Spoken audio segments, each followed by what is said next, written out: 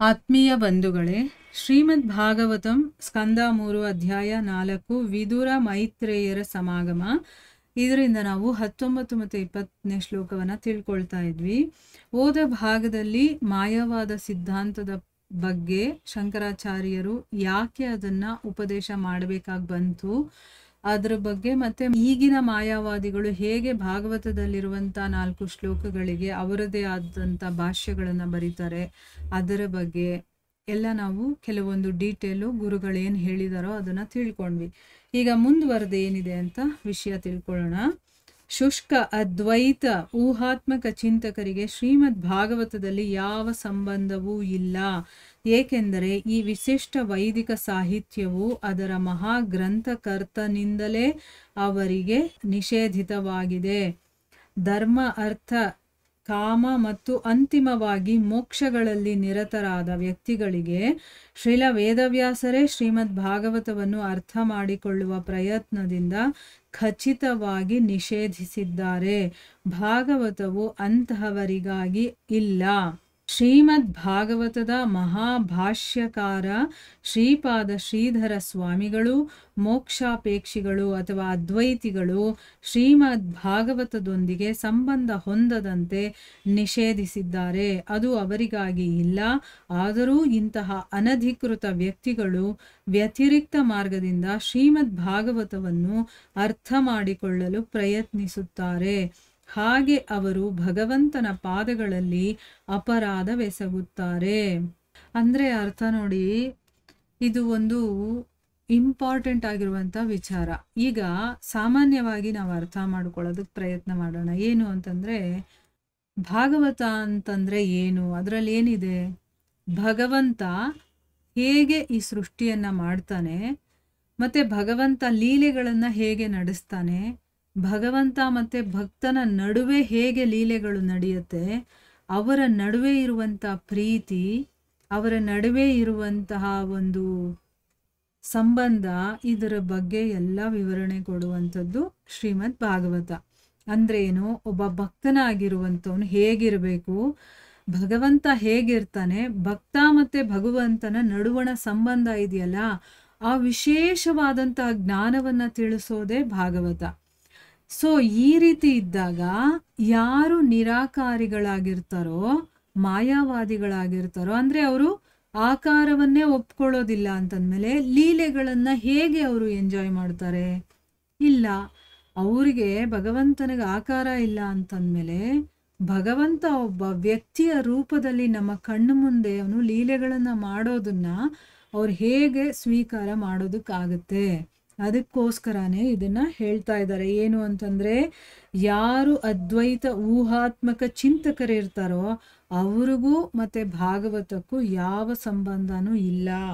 ಯಾಕೆ ಅಂತಂದ್ರೆ, ಈ ಒಂದು ವಿಶಿಷ್ಟ ವೈದಿಕ ಸಾಹಿತ್ಯ ಅನ್ನೋದು ಯಾರು ಬರ್ದಿದಾರೋ, ಯಾರು ಬರ್ದಿರೋದು ವೇದವ್ಯಾಸರು, ಅವರೇ ಅಂತ ಮಹಾಗ್ರಂಥಕರ್ತನಿಂದಾನೇ ಅವರಿಗೆ ನಿಷೇಧವನ್ನ ಹೇಳಿದ್ದಾರೆ. ಅಂದ್ರೆ ಯಾರು ಧರ್ಮ, ಅರ್ಥ, ಕಾಮ, ಮೋಕ್ಷಗಳಲ್ಲಿ ನಿರತರಾಗಿರ್ತಾರೋ ಅಂತ ವ್ಯಕ್ತಿಗಳಿಗೆ ಶ್ರೀಲ ವೇದವ್ಯಾಸರೇ ಶ್ರೀಮದ್ ಭಾಗವತವನ್ನ ಅರ್ಥ ಮಾಡಿಕೊಳ್ಳುವಂತಹ ಪ್ರಯತ್ನ ಮಾಡಬಾರ್ದು ಅಂಥವ್ರಿಗೆ ನಿಷೇಧವನ್ನ ಹೇಳಿದ್ದಾರೆ. ಅಂದ್ರೆ ಭಾಗವತ ಇರೋದು ಅಂಥವ್ರಿಗೋಸ್ಕರ ಅಲ್ಲ. ಧರ್ಮ, ಅರ್ಥ, ಕಾಮ, ಮೋಕ್ಷ ಅದು ಕೂಡ ಇದರಲ್ಲಿ ವಿಚಾರಗಳಿದೆ, ಆದರೆ ಅಂಥವ್ರಿಗೋಸ್ಕರ ಭಾಗವತ ಇರೋದಲ್ಲ. ಇದು ಭಕ್ತರಿಗೆ ಅಂತಾನೆ ಇರೋದು, ಭಗವಂತನ ಬಗ್ಗೆ ಮಾತ್ರ ಇದರಲ್ಲಿ ಇರೋದು. ಆ ಭಗವಂತನನ್ನ ತಿಳ್ಕೊಳ್ತಾ ಅವನನ್ನ ಪ್ರೀತಿಸ್ತಾ ನಮಗೆ ಎಲ್ಲವೂ ಸಿದ್ಧಿ ಆಗ್ಬಿಡುತ್ತೆ, ಆಯ್ತಾ. ಆದರೆ ಧರ್ಮ, ಅರ್ಥ, ಕಾಮ, ಮೋಕ್ಷ ಬೇಕು ಅಂತ ಯಾರಾದರೂ ಬಂದರೆ ಅದು ಭಾಗವತ ಅಂಥವ್ರಿಗೋಸ್ಕರ ಅಲ್ಲ ಇರೋದು ಅನ್ನೋದನ್ನ ಶ್ರೀಮದ್ ಭಾಗವತದ 1ನೇ ಸ್ಕಂದ 1ನೇ ಅಧ್ಯಾಯದಲ್ಲಿ 2ನೇ ಶ್ಲೋಕದಲ್ಲಿ ಅವರು ಹೇಳಿದ್ದಾರೆ. ಯಾರು? ವೇದವ್ಯಾಸರು ಅಂತ ಅಂದ್ಬಿಟ್ಟು ಇಲ್ಲಿ ಹೇಳ್ತಾ ಇದ್ದಾರೆ. ಶ್ರೀಮದ್ ಭಾಗವತದ ಮಹಾಭಾಷ್ಯಕಾರರು ಅಂತಂದ್ರೆ ಅದರ ಬಗ್ಗೆ ಬರ್ದಿರುವಂಥವ್ರು ಯಾರು? ಶ್ರೀಪಾದ ಶ್ರೀಧರ ಸ್ವಾಮಿಗಳು. ಅವರು ಏನು ಹೇಳ್ತಾರೆ ಅಂತಂದ್ರೆ, ಮೋಕ್ಷಾಪೇಕ್ಷಿಗಳು ಅಥವಾ ಅದ್ವೈತಿಗಳು ಅವರು ಡೈರೆಕ್ಟಾಗೆ ಹೇಳ್ಬಿಟ್ಟಿದ್ದಾರೆ. ಯಾರು ಮೋಕ್ಷ ಬೇಕು ಅಂತ ಇಷ್ಟಪಡ್ತಾರೋ, ಯಾರು ಅದ್ವೈತಿಗಳು ಅಂದರೆ ನಾನು ಭಗವಂತ ಬೇರೆ ಬೇರೆ ಅಲ್ಲ, ನಾವಿಬ್ರು ಒಂದೇ ಅಂತ ಯಾರು ಹೇಳ್ತಾರೋ ಅವರನ್ನ ಅದ್ವೈತಿಗಳು ಅಂತ ಹೇಳೋದು. ಅಂಥವರು ಶ್ರೀಮದ್ ಭಾಗವತದ ಜೊತೆ ಸಂಬಂಧವನ್ನ ಇಟ್ಕೋಬಾರದು ಅಂತ ಹೇಳಿದ್ದಾರೆ. ಯಾಕೆ ಅಂತಂದ್ರೆ ಇಲ್ಲಿ ಭಗವಂತ ಸ್ವಾಮಿ ಒಡೆಯ, ನಾನು ಸೇವಕ ಅಂತ ಯಾರು ಹೇಳ್ತಾರೋ ಅಂಥವ್ರಿಗೆ ಭಾಗವತ ಇರೋದು. ಯಾಕಂತಂದ್ರೆ ಭಕ್ತಿ ಅಂತಂದ್ರೆ ನನ್ನ ಒಡೆಯನನ್ನ ನಾನು ಸೇವಿಸೋದು, ಅದು ಭಕ್ತಿ. ನಿಜವಾಗ್ಲೂ ಅವನ ಮೇಲಿರುವಂತ ಪ್ರೀತಿ ನಮಗೆ.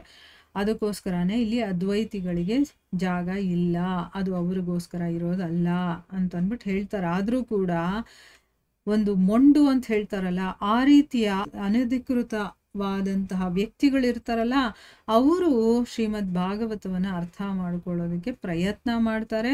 ಆದ್ರಿಂದ ಅವರು ಅಪರಾಧವನ್ನ ಮಾಡ್ತಾರೆ.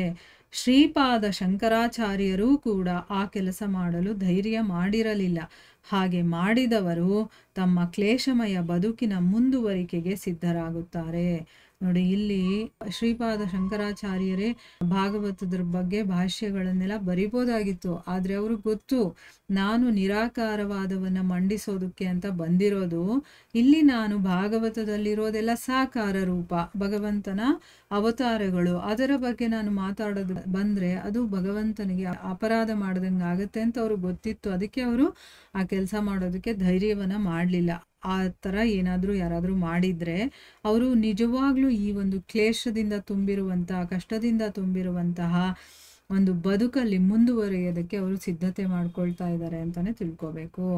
ಉದ್ಧವನು ಭಾಗವತದ ಆ 4 ಶ್ಲೋಕಗಳನ್ನು ಶ್ರೀಕೃಷ್ಣನಿಂದಲೇ ನೇರವಾಗಿ ಅಧ್ಯಯನ ಮಾಡಿದನೆಂದು ಇಲ್ಲಿ ನಿಖರವಾಗಿ ಹೇಳಿದೆ.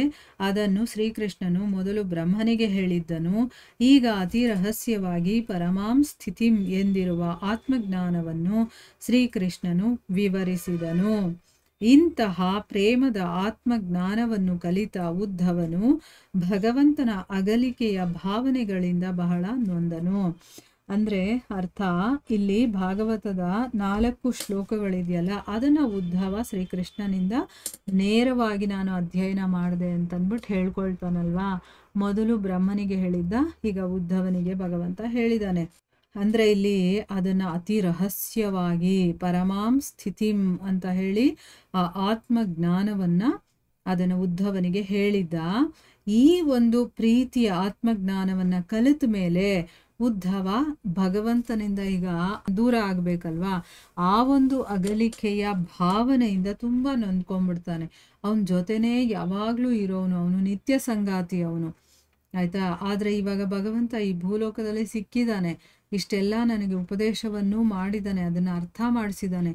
ಈಗ ಅವನು ಬಿಟ್ಟಿರ್ಬೇಕಲ್ಲ ಅನ್ನುವಂಥ ಒಂದು ನೋವು ಅವನಿಗೆ.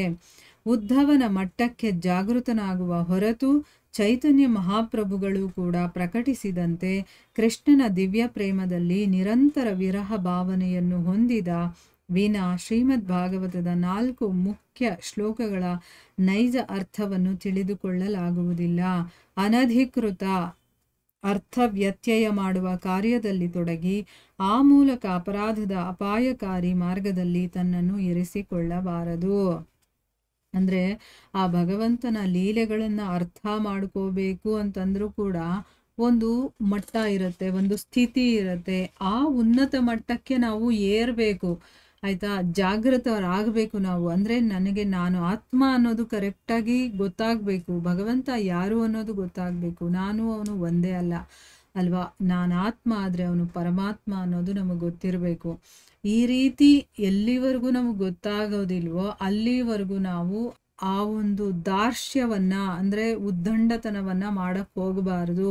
ನಮ್ಗೆ ಆ ಒಂದು ಮಟ್ಟ ಬಂದಾಗ, ನಾವು ಅರ್ಥ ಆದಾಗ ನಾವು ಕೂಡ ಅದನ್ನ ಬೇರೆಯವರಿಗೆ ಹೇಳಬಹುದು. ಚೈತನ್ಯ ಮಹಾಪ್ರಭುಗಳು ಕೂಡ ಇದರ ಬಗ್ಗೆ ಹೇಳ್ಬಿಟ್ಟಿದ್ದಾರೆ. ಕೃಷ್ಣನ ದಿವ್ಯ ಪ್ರೇಮದಲ್ಲಿ ನಿರಂತರವಾಗಿ ವಿರಹ ಭಾವನೆ ಇರಬೇಕು. ನೋಡಿ, ಈಗ ನಾವು ಏನೋ ಭಗವಂತನ ಒಂದು ಕೃಪೆ ಕರುಣೆಯಿಂದ ಕೇಳ್ತಾ ಇದೀವಿ, ಆದ್ರೆ ನಮಗೆ ಎಷ್ಟರ ಮಟ್ಟಿಗೆ ಅರ್ಥ ಆಗುತ್ತೆ ಅನ್ನೋದು ಗೊತ್ತಿಲ್ಲ. ನಾವು ನಮ್ಮ ಒಳಗಡೆಯಿಂದ ಎಷ್ಟು ಪ್ಯೂರ್ ಆಗಿರ್ತೀವಿ, ಎಷ್ಟು ಶುದ್ಧವಾಗಿದ್ದೀವಿ ಅನ್ನೋದ್ರ ಮೇಲೆ ಇದು ಡಿಪೆಂಡ್ ಆಗುತ್ತೆ. ನಾನು ಯಾವಾಗಲೂ ಭಗವಂತನ ವಿರಹದಲ್ಲಿ ನಾನು ಒದ್ದಾಡಬೇಕು. ಅಯ್ಯೋ, ಭಗವಂತನ ವಿಚಾರ ಕೇಳಲಿಲ್ವಲ್ಲ ಇವತ್ತು, ಭಗವಂತನ ಬಗ್ಗೆ ನಾನು ಏನೂ ಪ್ರಾರ್ಥನೆಯನ್ನ ಮಾಡಲಿಲ್ವಲ್ಲ, ಭಗವಂತನ ಗುಣಗಾನ ಮಾಡಲಿಲ್ವಲ್ಲ, ಭಗವಂತನನ್ನ ನೋಡಲಿಲ್ವಲ್ಲ, ನೋಡಬೇಕು, ನಾನು ಹೋಗಬೇಕು ಅನ್ನೋ ಒಂದು ಆತುರತೆ, ಕಾತುರತೆ, ಪ್ರೀತಿ ಅನ್ನೋದು ಎಲ್ಲಿವರೆಗೂ ಇರೋದಿಲ್ವೋ ನಮಗೆ, ಅಲ್ಲಿವರೆಗೂ ನಾವು ಭಾಗವತದ ಆ 4 ಮುಖ್ಯ ಶ್ಲೋಕಗಳ ನಿಜ ಅರ್ಥವನ್ನ ತಿಳ್ಕೊಳ್ಳೋದಕ್ಕೆ ಸಾಧ್ಯನೇ ಇಲ್ಲ.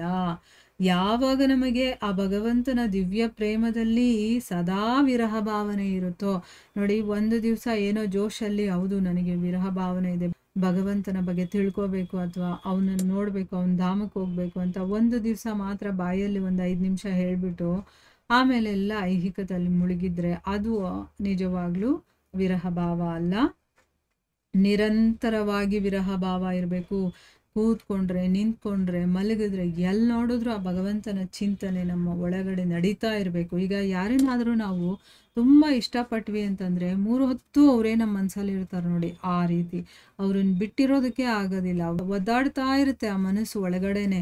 ಆ ರೀತಿಯ ಒಂದು ಸ್ಥಿತಿ ನಮಗೆ ಯಾವಾಗ ಬರುತ್ತೋ ಭಗವಂತನ ಮೇಲೆ, ಆಗ ಭಾಗವತದ 4 ಶ್ಲೋಕಗಳ ಬಗ್ಗೆ ನಾವು ಅರ್ಥ ಮಾಡ್ಕೊಳ್ಳೋದಕ್ಕೆ ಸಾಧ್ಯ ಆಗುತ್ತೆ, ಹೊರತು ಇಲ್ಲ ಅಂತಂದರೆ ಆಗೋದಿಲ್ಲ. ಅನಧಿಕೃತ ಅರ್ಥ ವ್ಯತ್ಯಯ ಅಂತಂದ್ರೆ ಏನು? ನಮಗೆ ಅಧಿಕಾರನೇ ಇರೋದಿಲ್ಲ ಅಂಥ ಒಂದು ಸಬ್ಜೆಕ್ಟ್ ತಗೊಂಡು ಅದರಲ್ಲಿ ಅರ್ಥ ಹೇಳಿರೋದ್ರಲ್ಲಿ ಆ ಅರ್ಥವನ್ನೇ ರಿವರ್ಸ್ ಮಾಡಿಬಿಡೋದು, ವ್ಯತ್ಯಯ ಮಾಡೋದು. ಅಂದರೆ ಅರ್ಥ ಏನು? ಅಲ್ಲಿ ಹೇಳಿರೋ ಹಾಗೆ ಹೇಳಲ್ಲ, ಅದರ ವಿರುದ್ಧವಾಗಿ ಹೇಳೋದು.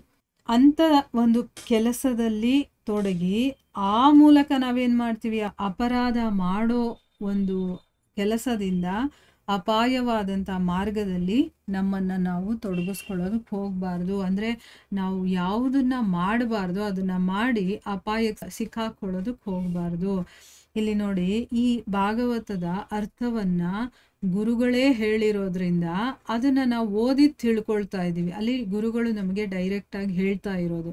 ಶ್ಲೋಕವನ್ನು ತಗೊಂಡು ನನಗೆ ಅದರ ಅರ್ಥ ಗೊತ್ತಿಲ್ಲ ಅಂತಂದಮೇಲೆ ಬೇರೆಯವರಿಗೆ ನನ್ನದೇ ಆದಂಥ ಒಂದು ಅರ್ಥವನ್ನು ಹೇಳಕ್ಕೆ ಹೋಗೋದು ತಪ್ಪು, ಆಯಿತಾ? ಅದಕ್ಕೋಸ್ಕರನೇ ಯಾರಾದರೂ ಗುರುಗಳು ಬರೆದಿರ್ತಾರಲ್ಲ ಅಂತ ಭಾವಾರ್ಥ ಇಟ್ಕೊಂಡು ನಾವು ಆ ಶ್ಲೋಕಗಳನ್ನು ಅರ್ಥ ಮಾಡ್ಕೊಳ್ಳೋದಕ್ಕೆ ಪ್ರಯತ್ನ ಮಾಡಬೇಕು.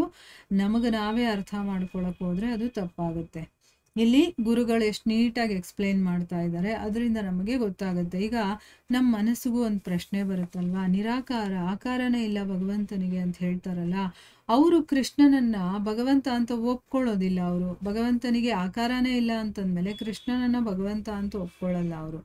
ಹಾಗಾದರೆ ಅವನ ಲೀಲೆಗಳನ್ನ ಏನು ಅಂತ ಕೇಳ್ತಾರೆ? ಅವನನ್ನು ಭಗವಂತ ಅಂತಾನೆ ಒಪ್ಕೊಂಡಿಲ್ಲ ಅಂತಂದಮೇಲೆ ಅದಕ್ಕೋಸ್ಕರನೇ ಯಾರು ಅದ್ವೈತಿಗಳಾಗಿರ್ತಾರೋ ಅವರಿಗೆ ಭಾಗವತ ಅಲ್ವೇ ಅಲ್ಲ. ಅವರು ಅದನ್ನು ಕೇಳೋದಕ್ಕೂ ಆಗೋದಿಲ್ಲ, ಕೇಳಿದ್ರು ತಪ್ಪಾಗಿ ಅರ್ಥ ಮಾಡ್ಕೊಳ್ತಾರೆ. ಅದೇ ನೀವು ಅದ್ವೈತಿಗಳು ಅಂದರೆ ಏನು? ನಾನು ಭಗವಂತ ಸೆಪ್ರೇಟ್, ಅಂದರೆ ಅವನು ನನ್ನ ಒಡೆಯ, ನಾನು ಸೇವಕ ಅಂತ, ಅವನು ಸೇವೆ ಮಾಡೋದ್ರಲ್ಲೇ ನನ್ನ ಸರ್ವಸ್ವ, ಅದೇ ನನಗೆ ಸರ್ವ ಸುಖವಾಗಿರುವಂಥದ್ದು. ಆ ರೀತಿ ಯಾರು ಯೋಚನೆ ಮಾಡ್ತಾರೋ ಅಂಥವ್ರಿಗೋಸ್ಕರ ಭಾಗವತ ಇರೋದು. ಯಾಕಂದರೆ ಭಗವಂತನ ಲೀಲೆಗಳನ್ನು ಕೇಳಿದಾಗ ಭಕ್ತನಿಗೆ ಆನಂದ ಸಿಗುತ್ತೆ. ಅವನಿಗಲ್ಲಿ ಯಾವುದೇ ಡೌಟ್ ಬರೋದಿಲ್ಲ, ಭಗವಂತ ಯಾಕೆ ಹೀಗೆ ಮಾಡ್ದ, ಹಾಗೆ ಮಾಡ್ದ, ಅದೇನಾಯಿತು, ಇದೇನಾಯಿತು, ಇಲ್ಲಿ ಹೆಂಗಾಗ್ಬಿಡುತ್ತೆ, ಅಲ್ಲಿ ಹಿಂಗಾಗ್ಬಿಡುತ್ತೆ ಅಂತ ಚರ್ಚೆಗಳು ಮಾಡ್ತೀವಲ್ವ, ಅದೆಲ್ಲ ಏನೂ ಬರಲ್ಲ. ಶುದ್ಧ ಭಕ್ತನಿಗೆ ಭಗವಂತ ಅಂದರೆ ಏನು ಅಂತ ಗೊತ್ತಿರುತ್ತೆ. ಅದಕ್ಕೆ ಸುಮ್ಮನೆ ಕೂತ್ಕೊಂಡು ಅವನ ಲೀಲೆಗಳನ್ನೆಲ್ಲ ಎಂಜಾಯ್ ಮಾಡ್ತಾ ಇರ್ತಾನೆ. ಅವನಲ್ಲಿ ಏನೇ ಪ್ರಶ್ನೆಗಳು ಓಡೋದೇ ಇಲ್ಲ. ಅವನಿಗೆ ಮೊದಲು ಆ ಭಗವಂತನ ಲೀಲೆಗಳನ್ನು ಕೇಳಬೇಕಾದ್ರೆ ಬುದ್ಧಿ ಕಂಪ್ಲೀಟ್ ಸ್ಟಾಪ್ ಆಗಿಬಿಡುತ್ತೆ, ಬರೀ ಹೃದಯ. ಆ ಹೃದಯಕ್ಕೂ ಈ ಹೃದಯಕ್ಕೂ ಕನೆಕ್ಷನ್ ಆಗಿಬಿಡುತ್ತೆ. ಬರೀ ಅದನ್ನು ನೋಡಿ ಅದನ್ನು ಕೇಳಿ ಆನಂದ ಪಡ್ತಾ ಇರ್ತಾನೆ ಹೊರತು ಅವನ ಬುದ್ಧಿಯಿಂದ ಅವನು ಏನು ಅದರಲ್ಲಿ ಯೋಚನೆ ಮಾಡೋದಕ್ಕೆ ಹೋಗೋದಿಲ್ಲ ಅನ್ನೋದನ್ನು ಇಲ್ಲಿ ನಾವು ಅರ್ಥ ಮಾಡ್ಕೋಬೇಕು. ನಿಜವಾಗ್ಲೂ ಯಾರು ಭಕ್ತರಾಗಿರ್ತಾರೋ, ಅದರಲ್ಲೂ ಶುದ್ಧ ಭಕ್ತರಾಗಿರ್ತಾರೋ ಅವರು ನಿಜವಾಗ್ಲೂ ಭಾಗವತವನ್ನು ತುಂಬಾ ಇಂಟ್ರೆಸ್ಟ್ ಆಗಿ ಕೇಳ್ತಾರೆ. ಅದನ್ನು ಅಷ್ಟರ ಮಟ್ಟಿಗೆ ಅನುಭವಿಸ್ತಾರೆ ಅವರು ಅದರಲ್ಲೇ ಮುಳುಗಿ ಹೋಗ್ತಾರೆ. ಆ ಲೀಲೆಗಳಲ್ಲಿ ಅಷ್ಟು ಆನಂದ ಪಡ್ತಾ ಇರ್ತಾರೆ. ನಾವೆಲ್ಲ ಭಾಗವತದ ಪ್ರವಚನಗಳು ನಡೆಯತ್ತಲ್ಲ, ಅಲ್ಲಿ ನೋಡಿರ್ತೀವಿ ಎಷ್ಟು ದೊಡ್ಡ ದೊಡ್ಡ ಸ್ವಾಮಿಗಳಾಗಿರ್ಬೋದು, ಗುರುಗಳಾಗಿರ್ಬೋದು, ಅವರೆಲ್ಲ ಬಂದು ಕೂತ್ಕೊಂಡು ಕೇಳ್ತಾ ಇರ್ತಾರೆ. ಯಾಕೆ? ಅವ್ರಿಗೆ ಭಾಗವತ ಗೊತ್ತಿರೋದಿಲ್ವಾ? ಕಥೆಗಳು ಗೊತ್ತಿಲ್ವಾ? ಭಗವಂತನ ಲೀಲೆಗಳು ಅವ್ರಿಗೇನು ಗೊತ್ತಿರೋದಿಲ್ವಾ? ಗೊತ್ತಿರುತ್ತೆ, ಆದರೆ ಅದನ್ನು ಕೇಳೋದ್ರಲ್ಲಿ ಒಂದು ಸುಖ ಇದೆ, ಅದು ನಮಗೆ ಬರಬೇಕು. ಅದು ಬಂದ್ಬಿಡ್ತು ಅಂತಂದರೆ ನಮಗೆ ಕೇಳೋದೇ ಎಲ್ಲ ಸರ್ವಸ್ವ ಅಂತ ಅನಿಸ್ಬಿಡುತ್ತೆ. ಅದಕ್ಕೆ ಶ್ರವಣಕ್ಕೆ ಗ್ರಂಥಗಳಲ್ಲಿ ತುಂಬ ಮಹತ್ವವನ್ನು ಕೊಟ್ಟಿದ್ದಾರೆ. ಆ ಕೇಳೋದ್ರಿಂದನೇ ನಾವು ಎಲ್ಲವನ್ನ ಪಡ್ಕೋಬೋದು ಅಂತಂದ್ಬಿಟ್ಟು ಹೀಗೆ ಅದನ್ನು ಅರ್ಥ ಮಾಡ್ಕೊಳ್ತಾ ಹೋಗಬೇಕು. ಇಲ್ಲಿಗೆ ನಾವು ನಿಲ್ಲಿಸೋಣ. ಹರೇ ಕೃಷ್ಣ.